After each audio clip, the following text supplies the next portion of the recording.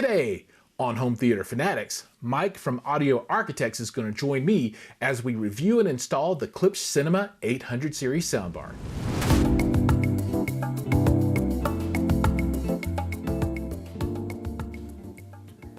Welcome back, everybody. So, like I said, we're looking at the Klipsch 800 series soundbar today, and you know, I'd never used a Klipsch soundbar before, so for me, this is my first time now, but for you, this isn't your first rodeo, right? Right. I've been living with the Klipsch Cinema 600 for quite some time, and have grown quite fond of it. I felt that it had some great bass, good clarity, and overall it provided really good sound in my bedroom. So I think it's perfect for a bedroom or a small living room if you live in an apartment, scenario. Yeah. So, but you, my friend, got your hands on a Cinema 800, and I'm so jealous because it's a Cinema 800.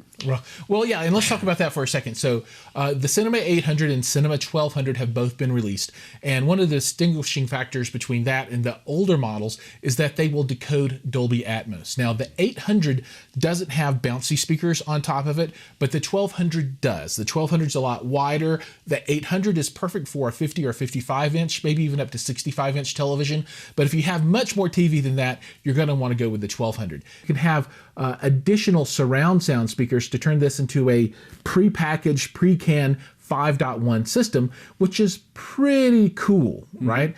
Now, before we get too much further into this, let's go ahead and cover off on all of the specs of the 800, and we'll do that right now.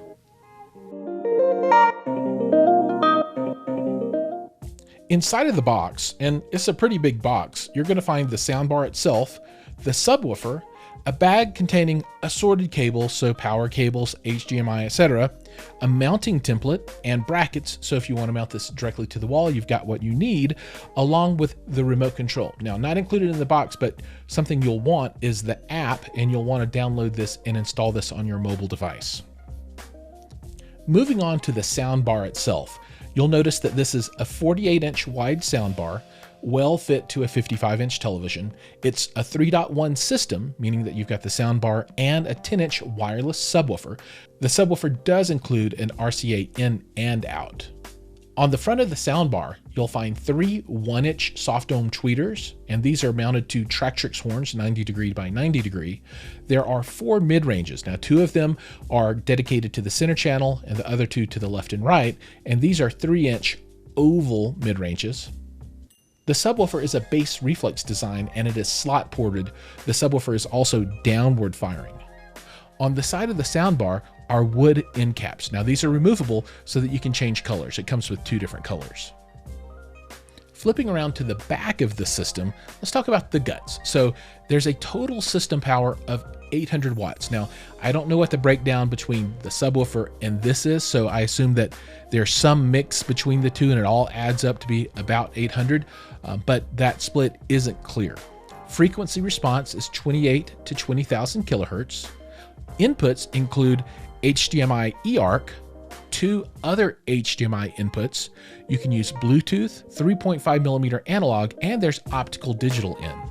So now that you know the speeds and feeds of the unit, let's get into our experience with the box, right? So to start with, this thing comes in a big box, right? I mean, it's the traditional, I don't know, it's like a big humongous side with a tall part that sticks out because, you know, those are the 2 pieces of a soundbar. Now, my system is the 3.1 system, meaning it doesn't have the satellite surround, so it's just the subwoofer and the soundbar, which is left, right, and center. But getting out of the box was not that hard. There's a lot of styrofoam, it's a lot of packaging, but I appreciate that because it keeps it nice and safe. Also inside of the box, you'll find all the cables that you need, power, HDMI, remote control, as well as a mounting template and mounting brackets if you want to mount the soundbar to the wall. And I think a lot of people are doing that just to get stuff off of their, dressers. The credenzas and TV stands. And so, I think that's a good idea. However, how we had it set up. We basically just put it on top of a dresser and listened to it that way. Yeah, our test room was actually the master bedroom in my home. And I think you'll find a lot of people using this in smaller rooms. I think the 1200 is going to go for your big media rooms, and this 800 series is going to be for bedrooms, offices, and that kind of thing. Now, you can mount it to the wall, you can set it on your piece of furniture, or if you've got a television mount, you can buy an additional third-party mount that will let you hang this from the bottom of the television or mount it on top of a TV. And now we had this big argument. Is it possible or reasonable to take a soundbar and mount above a television? And Mike's firmly in the no camp, and I'm firmly in the, well, it depends. If you can't do it any other way, it's better than not doing it. In the comments below, please let us know. I say ear level, face level, right, kind of like a center channel situation. He seems to think you could do this anywhere, so just let us know who's right, who's wrong, or maybe we're both wrong. Okay, I've got to clarify. It's better to do what you said, but I think in a pinch, when you need to, put it where you got to, right? I think we might both be right, but no, we can't both be right. It happens on those blood moons. It happens. But, it does happen. Right off the bat, one thing that kind of caught my eye was those interchangeable end pieces. And this freaked me out because I was not expecting this at all. But when I opened up the packaging, there were these two pieces of what looked like wood. Maybe it's real wood. I don't know. I think it is with prongs. And I'm like, you obviously plug it into something. But I'm like, what? What is it for? And then it dawned on me. They have black ones, dark colored, like a dark walnut, and then a more brown color end cap, and they're interchangeable. So you can make it match your decor. Absolutely. I didn't expect that. And one thing I've noticed online, there's been a lot of hoopla about the app not being very intuitive. Now, I had a trouble with my Cinema 600, but up until recently, it looks like they've made a lot of updates to their app, to the point where you can really get connected and control your app a lot more, I'd say, user-friendly. Because before it would just like say, hey, we recognize that you have a Cinema 600. Yeah. But when we plugged yours in, it was... So let's step through that for a second. Yeah. So we'll go through the install.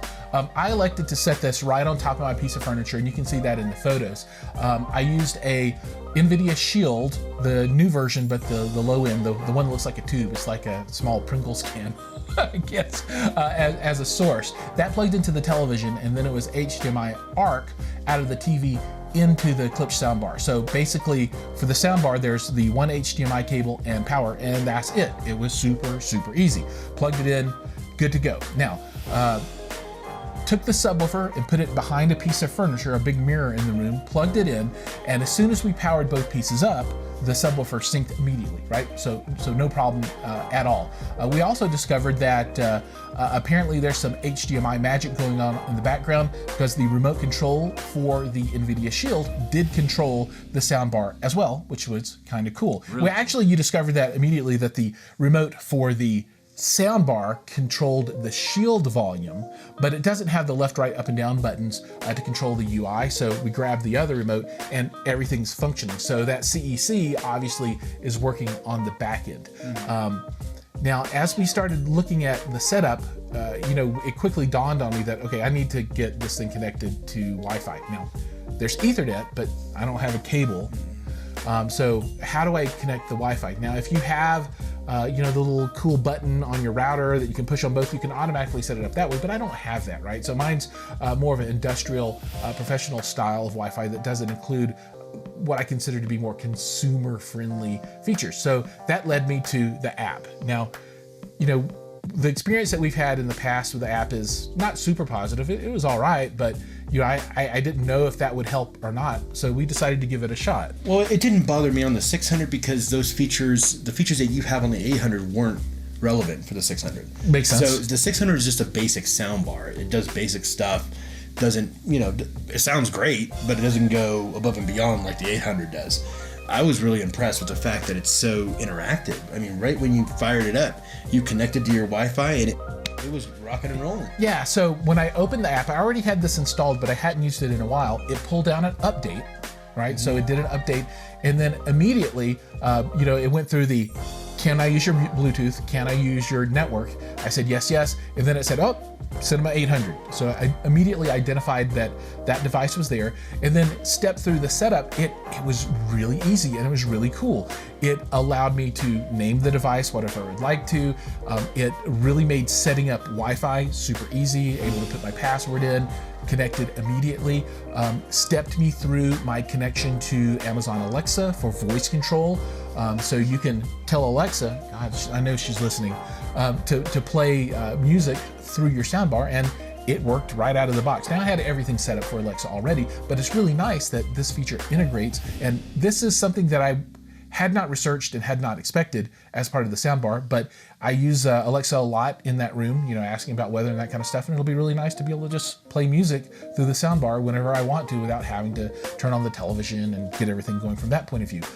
I found the app to be totally fine. Now, my understanding is that there's going to be additional functionality added, I think in August of this year. I think they're going to add some EQ, some sound EQ, stuff like that. Yeah, which is great. That'll be super awesome. I think there was just, I think some people had way too many expectations for a soundbar when, you know, I think the Cinema 800 and Cinema 1200 are feature rich. I think they both probably sound really good. I haven't heard the 1200 yet. I'm looking forward to that whenever you. Yeah, that's the plan. That. Yeah. Yes, it's planned to have that for comparison. I'm excited for that.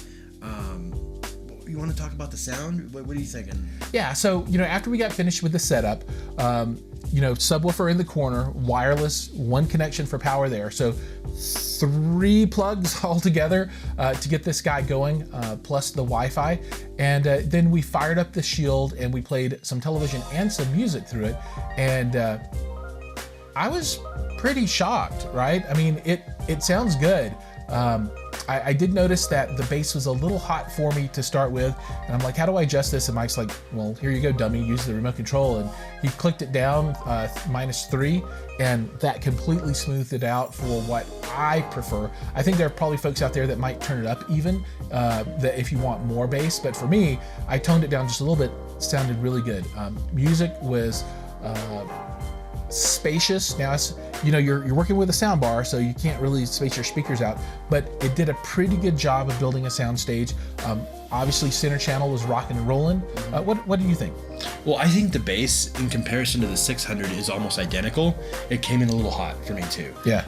However, the 800 sounds way more dynamic than the 600. Okay. I felt like the sound was spread out a lot more, and I knew that's a feature that was coming with this unit, and a feature that's even more enhanced with the 1200. So that's why I'm really excited to test that out with you. So yeah, I thought it sounded fantastic. I thought we were listening to some electronic music, so yep. Obviously, you know, electronic music really requires a lot of clarity and bass working harmoniously together.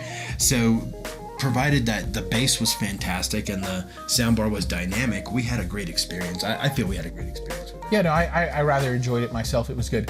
I do want to get the surround speakers and add to this so I can try 5.1. I think that will absolutely be next level. And I think when you're looking to purchase this, you should get the surround speakers. You should go for it, because I know that I'm going to miss them. And the price point on this, gosh, I think it's $899 for the 3.1 system.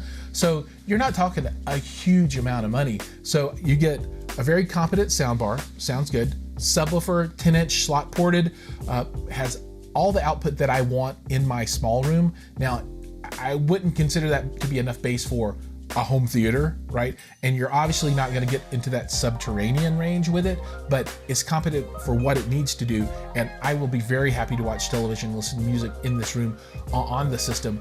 Yeah, I'm enjoying it. Bass isn't bad at all. Yeah. I thought bass was great. I've actually gotten to get pretty low in with the 600, which is, they have similar subs.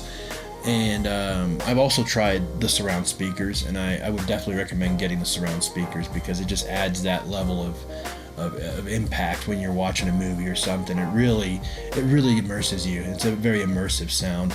So I'll definitely bring those over so you can test those out as well, or if they send you out some, however that worked out. But yeah, I thought it was great. I thought it was fantastic. I'm very impressed. I think Klipsch is on the right track with soundbars, and I think moving forward, it's a very forward thinking technology where they can continuously add stuff to the app and updates and things like that to make it even better. Yeah. So final word on this guy for me. So, looking at the 800 in context of itself and its big brother, the 1200. The 1200 does include the bouncy speakers. I would like to have seen those bouncy speakers on the 800 as well. I know it's a smaller form factor, but some people are going to have smaller rooms with smaller televisions and will still want that bouncy speaker. It's nice that it does the Atmos decoding, but it would be cool to have this. So, and that's my only knock on the system, is the lack of inclusion of those speakers in this particular unit. If you've got a bigger TV, the 1200 is gonna take care of that and you'll be good to go. Sound was great. Setup was super easy. App was very convenient and useful, so I give it a thumbs up, and I'm happy to recommend this for anybody to use in any of their smaller rooms. Same here. Thumbs up. Great job, Klipsch. Keep up the good work, and we'll see you next time. Yeah, so make sure to check out our Patreon. You can find Mike's at Audio Architects and mine's at Home Theater Fanatics. Make sure to like and subscribe, ring the bell so that you'll be notified when new content drops. Please, like we asked before, let us know what you think about mounting this soundbar. Could you go above the TV, or does it have to be below? I'm curious to see what everybody else has to say. And I guess with that, as always, we'll see you guys in the next video.